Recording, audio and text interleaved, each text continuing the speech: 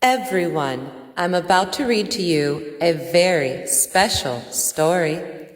Marilyn Monroe, Norma Jean. She was not the tragedy they told. She was the lullaby they forgot to sing. Chapter 1. Once upon a past time.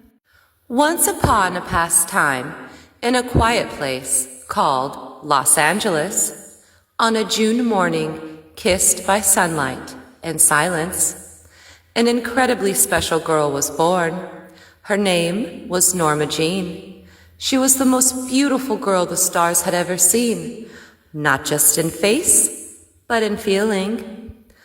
The moon leaned close, the sun stood still, and the wind whispered, "She is here." The flowers bloomed early that day, the birds sang softer, and somewhere in a hospital room, wrapped in hush, a baby opened her eyes that would one day see the forgotten and love them.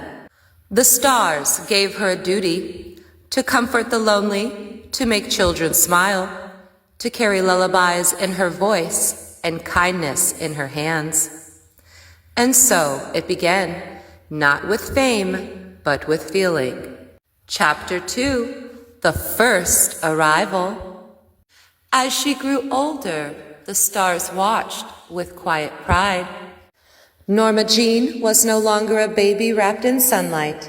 She was a girl with wide eyes, a heart full of questions, and a gift for feeling everything. One of her very first arrivals to help people was not on a stage, not in a studio, but in a quiet hallway where forgotten children waited. She came with nothing but a smile, a borrowed Bible, and a voice that could turn silence into lullabies.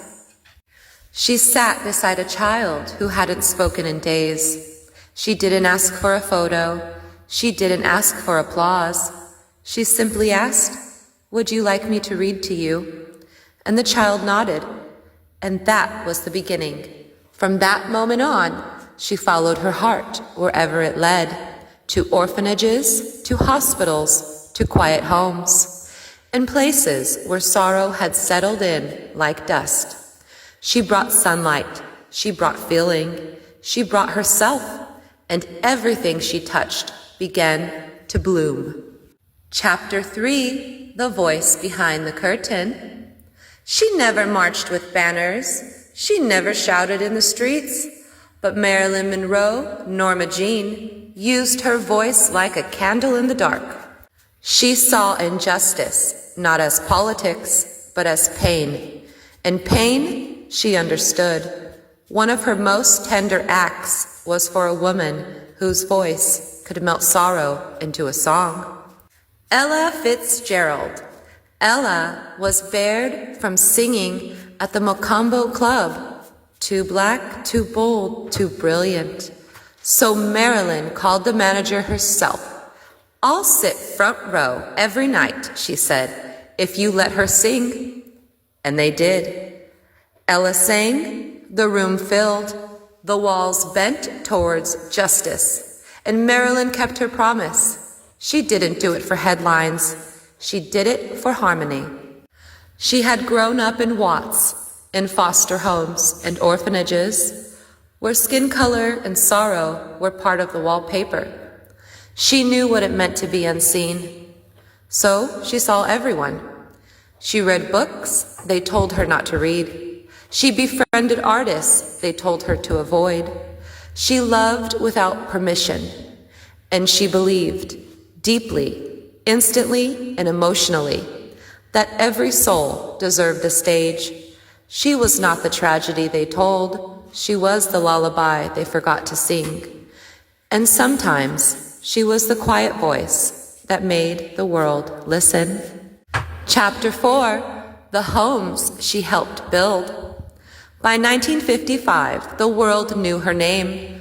But Marilyn Monroe, Norma Jean, never forgot the children who had no one to call their own. She joined WAIF, W-A-I-F, an organization that placed abandoned children in loving homes, not for publicity, not for praise, but because she remembered what it felt like to wait for someone to choose you.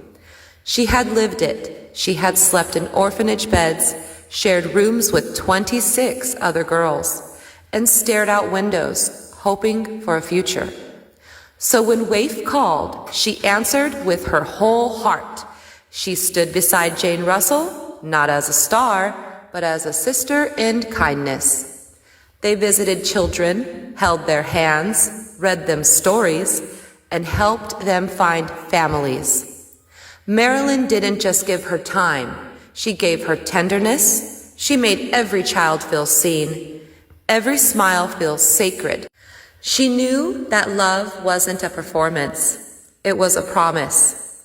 And in every home she helped build, in every child she comforted, her legacy grew, not in lights, but in laughter. Chapter 5, The Circus of Kindness. In 1955, the lights of Madison Square Garden shimmered like stars fallen to earth, and in the center of it all, Marilyn Monroe stood beneath the big top, not as a movie star, but as a messenger of joy. The circus was sponsored by Mike Todd, a dazzling spectacle to benefit the Arthritis and Rheumatism Foundation. And Marilyn, radiant in sequence and sincerity, appeared not for glamour, but for giving. Children clapped, families cheered, and somewhere in the crowd, a little girl with aching joints forgot her pain for a moment and smiled. Marilyn waved and blew kisses and laughed with the clowns. She didn't need a script. She didn't need a spotlight. She was the light. She knew that healing wasn't just medicine. It was laughter. It was hope. It was showing up. And so she did.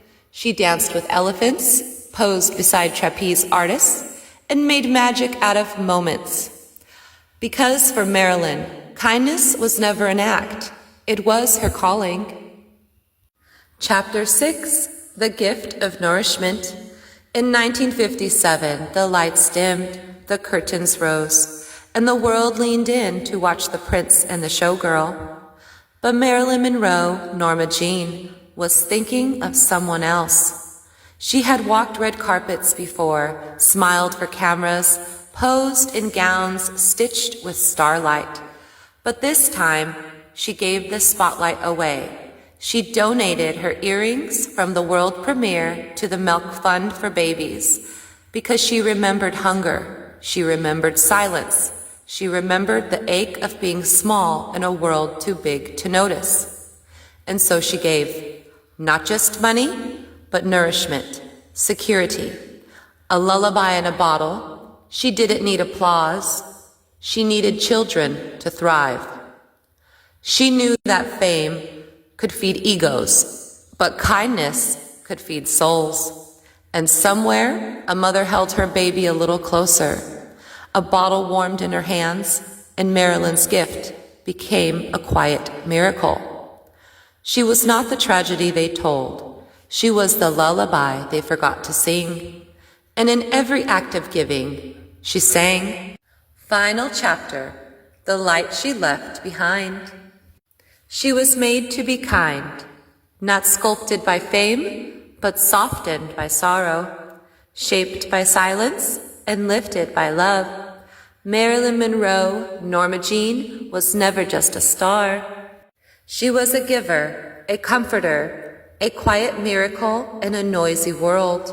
She gave smiles to strangers, hope to children, and dignity to those the world forgot. She gave her voice to the voiceless, her time to the tired, her heart to the hurting. And she never stopped giving. This book is not just a tribute. It's a torch, a reminder to every rising star. Never forget to give.